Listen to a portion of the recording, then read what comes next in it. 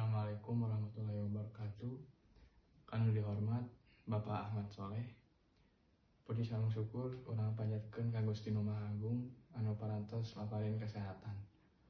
Dina kesempatan ieu abdi hayang ngomongkeun hal anu penting pisan nyaeta menjaga lingkungan.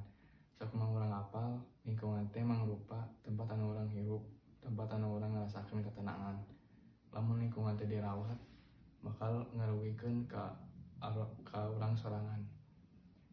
Ngajaga lingkungan cukup pemimitian ti hal-hal leutik seperti contoh sederhanana ngajaga sampah tong micen runtah di mana wae. Mun tos ngajaga lingkungan, insyaallah kahareupna bakal leuwih bersih jeung nyaman pikeun urang hirup. Cukup insyaallah mun urang geus ngamimitian hal-hal leutik, insyaallah bakal aman kahareupna.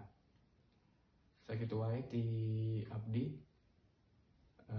Hapunten bila aya kesalahan, atur nuhun ka perhatian